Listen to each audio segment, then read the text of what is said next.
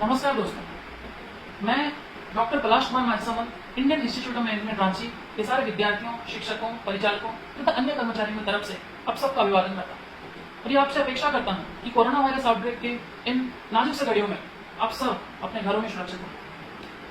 Hello everyone, I am doctor Palash Kumar Mansaman and on behalf of the whole of the Indian Institute of Management Ranchi fraternity, I greet you and I hope that all of you are safe at home. दोस्तों, आज एक बहुत ही महत्वपूर्ण विषय पे हम आप सबसे बात करने हैं। विषय यह है कि आज के समय ये इतना ज्यादा जरूरी क्यों है कि वो सारे मेडिकल सर्विसेज जो नॉन इमरजेंसी हैं, जो अत्यावश्यक नहीं है, वो सारे सर्जिकल प्रोसीजर्स जो अत्यावश्यक नहीं है, जिनको बाद में किया जा सकता है, उनके लिए आप अस्पताल ना जाएं। दोस्तों, आदरणीय प्रधानमंत्री नरेंद्र मोदी तथा अन्य संगठनों ने बार बार ये आगे आके आप सबको परामर्श दिया हुआ है कि अभी के समय आप अस्पतालों से दूरी बजाय रखें। लेकिन फिर भी पूरे देश से ये रिपोर्ट्स आ रही हैं कि अलग अलग जगहों में हर दिन हजारों की तादाद में लोग अस्पताल जाके भीड़ जमा रहे हैं और ऐसे लक्षणों के लिए जो अभी के समय में एटलीस्ट डॉक्टरों से फोन पे बात करके उसका चिकित्सा या समाधान किया जा सकता है। Ladies and gentleman, we are here today to talk about something very important. Friends, why is it so necessary that you keep your distance from all the hospitals and healthcare centers right now for any kind of non-emergency medical procedures and elective surgeries? Honorable Prime Minister Narendra Modi and other organizations have already suggested you that you should keep your distance from all these hospitals at least during the time of coronavirus outbreak. Still, there have been instances and we are getting reports that people from across the nation are visiting the hospitals in hundreds and thousands every day, even for symptoms which could have been otherwise cured or treated by talking to your doctor over phone. तो दोस्तों, इस समस्या को समझने के लिए हमने 4 ऐसे कारण लिस्ट डाउन किए हैं जिनके वजह से हमें लगता है कि ये समस्या हो रही है और हम उस हर कारण के बारे में बात करेंगे विस्तार से। Friends, we have listed down 4 major reasons we think are the major factors why people are visiting the hospitals in such huge numbers. We'll talk and discuss about each of them individually. पहला reason जो हमें लगता है, जो पहला कारण हमें लगता है, वो ये है कि अभी की परिस्थिति और परिस्थिति की गंभीरता को अभी तक सारे लोग अच्छे से नहीं समझ पाए। दोस्तों, कोरोना वायरस आउटब्रेक का ये जो परिस्थिति है वो कितना गंभीर है और आगे कितना गंभीर रूप ले सकता है, क्योंकि अभी तो कोरोना वायरस से जंग बस छिड़ी है, आगे काफी कुछ बाकी है। ये समझने के लिए आपके पास ऐसे बहुत सारे सोर्सेज हैं जहां से आप पता कर सकते हो। तो मैं उस बारे में बात नहीं करूंगा, मैं आपको ये बताऊंगा कि इन परिस्थितियों में आपका अस्पताल जाना किस तरह आपके लिए और सबके लिए हानिकारक हो सकता है। Ladies and gentlemen, the first reason which we believe is that there has been a lack of understanding and lack of realization of the understanding of the severity of the situation, of the sensitivity of the situation. The coronavirus outbreak, it can be really, really fatal, and to understand its severity, there are multiple sources you can go and find yourself. I won't go into that detail, but I'll be talking more about how you visiting the hospitals in such circumstances can cause you and your near and dear ones and for the whole of the society major problems. पहली बात, संक्रमण की आशंका। संक्रमण की आशंका उन सब से जो अलग अलग उस सोर्सेस बन सकते हैं। सबसे पहली बात, आपने सुना होगा कि सोशल डिस्टेंसिंग को लेकर कितना ज्यादा प्रायोरिटी दिया जाता है। दोस्तों, आपको ये समझना पड़ेगा कि जो अस्पताल होते हैं ये हमारे घर या दूसरी जगहों की तरह बहुत ही ज्यादा साफ सुथरी जगह होती नहीं, और जो सोशल डिस्टेंसिंग का जो पर्पज है, आपके हर रोज जाके भीड़ जमाने की वजह से वो पर्पज बुरी तरह से फेल हो रहा है। और उसमें अगर कोई एक भी पेशेंट ऐसा है जो कि संक्रमित है कोरोना वायरस से, वो आपको संक्रमित कर सकता है। और मान लीजिए कि अगर कोरोना वायरस संक्रमण का भी प्रश्न नहीं है, तो दूसरे तरह के विजाणु और जीवाणु भी हैं जो आपको दूसरे तरह के रोगों से आक्रांत कर सकते हैं। और अभी के समय में किसी भी तरह का रोग से आक्रांत होकर अस्पताल जाने की कोशिश या फिर इस तरह की जो संभावना है, ये आपके लिए बहुत ही ज्यादा हानिकारक हो सकती है। Ladies and gentlemen, you need to understand that there is a need of social distancing in the present days, and by you visiting the hospitals in huge numbers and for non-essential services and making a crowd over there totally defeats the purpose of social distancing. Hospitals are not the most hygienic of the places, and if there is even one person who is transmitted by coronavirus, he or she can infect you, and in the process you can infect others. And even if it's not about the transmission by coronavirus, there are other pathogens which can be transmitted to you only because you went to a hospital. and being diseased by any disease in such circumstances can be proved very very fatal for you. तीसरी बात, दोस्तों आपको ये समझना पड़ेगा कि जो health care providers हैं, जो डॉक्टर्स हैं, जो नर्सिंग स्टाफ हैं, जो फार्मासिस्ट, टेक्नीशियंस, क्लीनिंग स्टाफ, तो सारे जो हॉस्पिटल में दिनों रात काम कर रहे हैं, वो सब पोटेंशियल सुपर स्प्रेडर्स हो सकते हैं। स्पेसिफिकली ऐसे सिचुएशंस में जहां personal protective equipment, PPE, mask और सेफ्टी मेजर्स को लेके पूरे देश में हाहाकार मची हुई है। ऐसे में हेल्थ केयर प्रोवाइडर्स संक्रमित होने की आशंका बहुत ज्यादा है और हर बार जब आप उनके पास जाते हो, आपके संक्रमित होने की पॉसिबिलिटी जो है वो और ज्यादा बढ़ जाती है। Ladies and gentlemen, you need to understand that all the healthcare providers who have been working day and night in the hospitals can be potential super spreaders of the infection. PPEs, masks, safety measures, there have been major inadequacy of all these steps. That is why there is a huge possibility of the healthcare providers being transmitted, and in the process, you being transmitted if you visit them.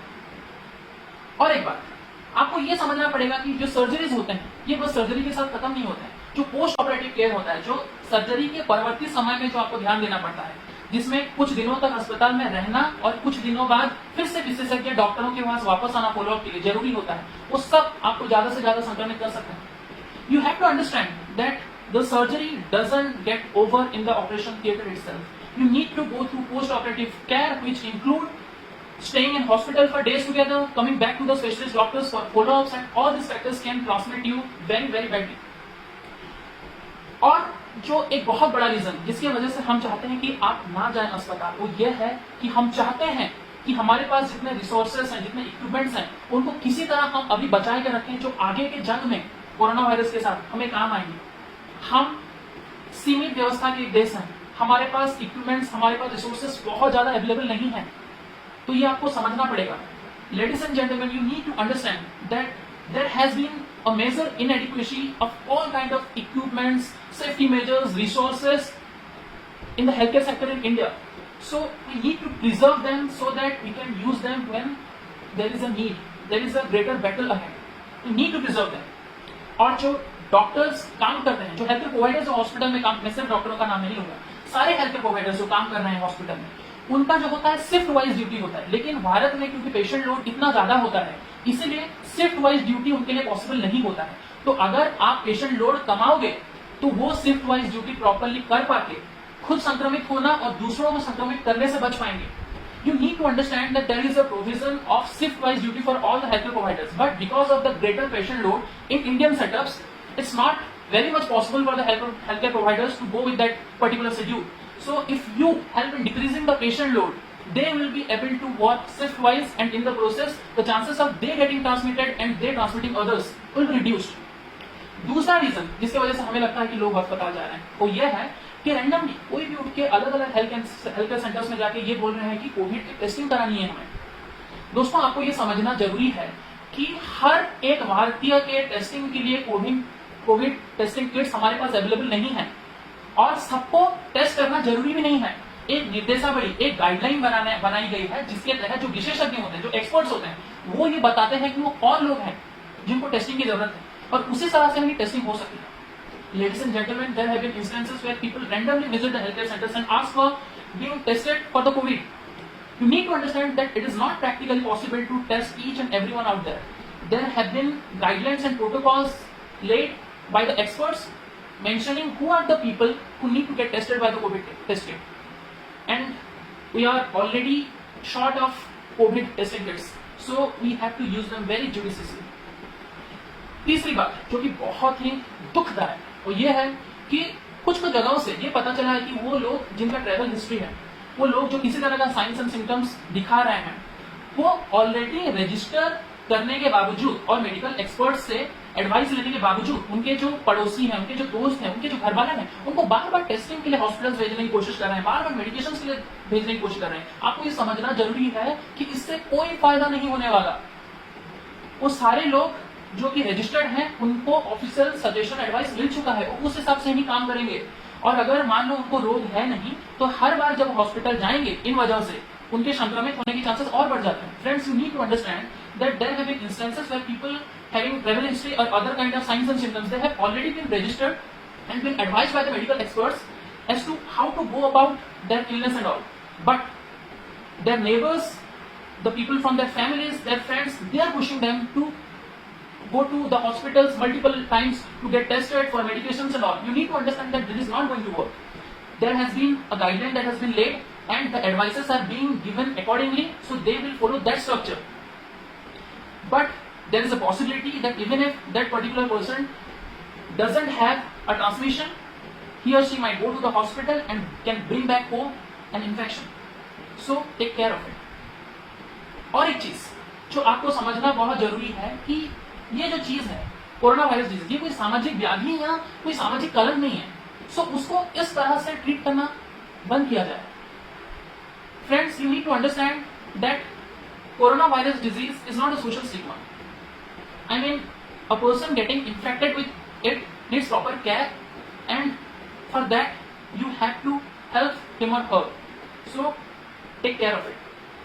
और आखिरी बात, जो हमें ये पता चला है कि कुछ लोग हैं जो अस्पताल इसलिए जा रहे हैं ताकि कुछ लक्षणों का जिक्र करके प्रेस्क्रिप्शन लिखा के उसको पास की तरह यूज करके वो पूरे शहर में घूम पाए. दोस्तों, अगर आप ये कर रहे हो तो आपको पता नहीं कि आप खुद के लिए और दूसरों के लिए कितना बड़ा खतरा बोल रहे हो. और अगर आप ये कर रहे हो, प्लीज प्लीज इस तरह के काम मत किया करो. Friends, there have been reports that few people are using the prescriptions as pass to evade the policeman and to roam around the city. Please do not do this, because by doing this you are bringing yourself and the whole of the community into bigger risks. और आखिरी में हम आपको ये बोलना चाहेंगे कि इस वीडियो के डिस्क्रिप्शन में हमने कुछ डॉक्टर तथा विशेषज्ञ डॉक्टरों का नाम और फोन नंबर दिया हुआ है. आप किसी भी टाइम आपको किसी भी साइन सिम्टम्स के बारे में या किसी भी तरह बात करने के लिए आपको अगर जरूरी पड़े तो अस्पताल बिना जाए पहले इनसे बात करिए. आप घर पे रहिए, सुरक्षित रहिए. धन्यवाद. And we need to tell you this, that in the description of this video we have put the names and the phone numbers of doctors and specialist doctors across the country.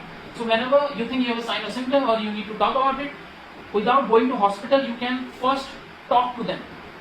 Please stay home, stay safe. Thank you so much.